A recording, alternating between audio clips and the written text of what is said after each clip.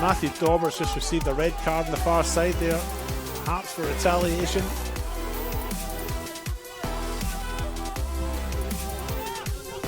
Cross comes in, penalty spot, chipped over the top, it hits the bar. John Holden there, and the header eventually has come in there for Alex Mullen, who's had one of the quietest games of the year, and he's scored a goal with pretty much the last touch of the match.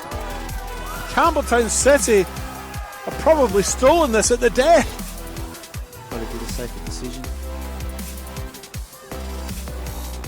Stop him from getting that red card. He goes for free kick. Christopher Phillips again with the left foot. Delivers. It's a great ball into the box. It's in the net! That's Antigento. It looks like Djurjevic. I thought it was Antigento. I saw him run away, but then he stopped. That's an interesting celebration. Reece too. Djurjevic. Great ball into the box. What a fantastic ball. I mean, forwards no mean feat to not shout about, sorry. Here he is though, he's broken the offside trap. In behind on goal, looking for the strike. Tavares, back post, Milano Mards there! Who taps in from close range, David. Yeah. And we're underway here at the Summit.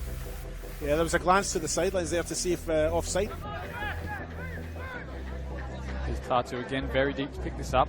He's going to drive forward, of course, using his pace as well to get past French with ease. He's got Harriman. Faces him up, drives inside, still Tatu, he's still going. Finds Garuccio! And that's a perler, David, with his left foot as well. Football, I love you! And he's left footed as well, Ben Garuccio, so maybe he thought his cousin a thing or two. Ahmad, who tries to deliver. Tavares got in there ahead of the keeper, it's a penalty, David! Very clever by Tavares. He was, look, I think it was a penalty. I think it definitely was a penalty, no doubt about that. Park end, it's Isaac Mullen. Bottom left! And it's 2-1 Playford. They're back in the lead, David. Yeah. Dispatched expertly by Isaac Mullen for 7 this season. Box, and not long left in his half. You would blame if he went to the corner.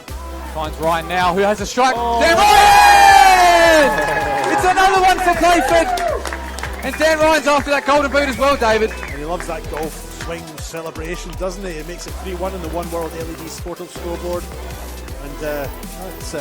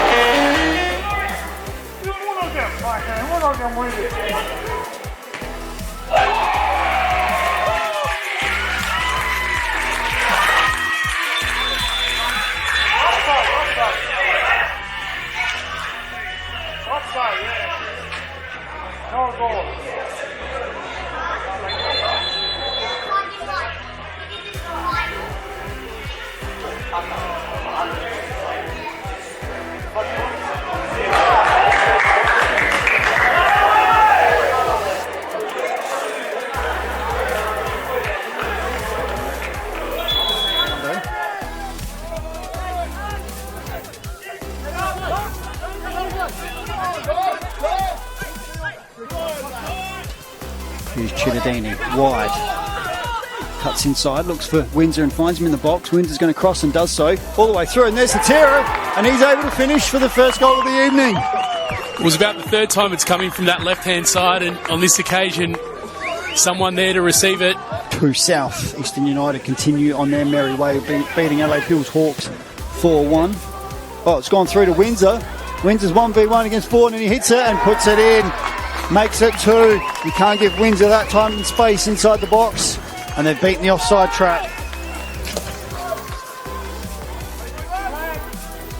One arm up and he goes near post. And gets all the way through and it's gone in.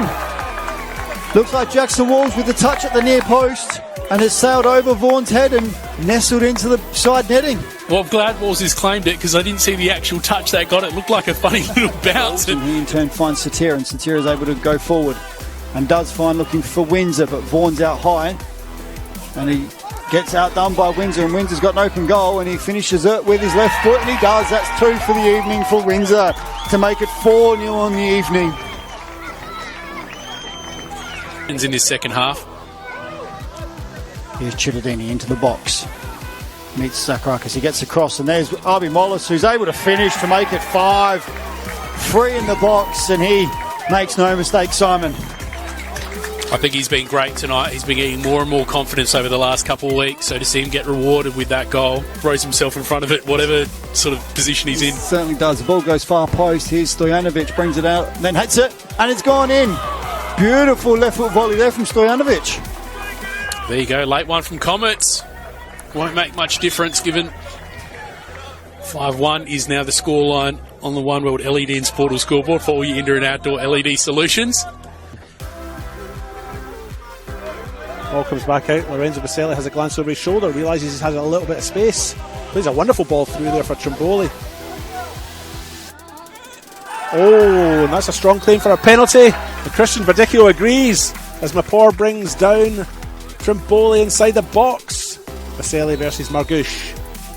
Baselli takes his little run up, strikes it nicely to the other side, and FK Beograd are 1-0 up in the One World LED Sportal scoreboard. 28 minutes gone, and a penalty is now the difference between the two sides. Bucky plays it into the middle to Trimboli. There's 2 players in the middle. Pops to chip it into the middle. That's some strike, that! Is that Lorenzo Baselli? That's absolutely Lorenzo Baselli. My goodness. And I wish we could have the camera on the FK Beograd bench, because I reckon the reaction from that bench was harder than anything we saw in the crowd. And he strikes it and it's gone in, and Hisamoto's pulled one back in the 49th minute, 3 minutes into this additional time in this first half, and Hisamoto has changed the complexion of the game, perhaps, with that free kick. What was it, Polly? Polly. Yeah, James Polly with a shot there. And on the counter, here come FK Beograd. Stam's in the middle, Borghetto's in the middle. It comes to Borghetto, he takes a touch with his right, onto his left, goes to ground, and a penalty given.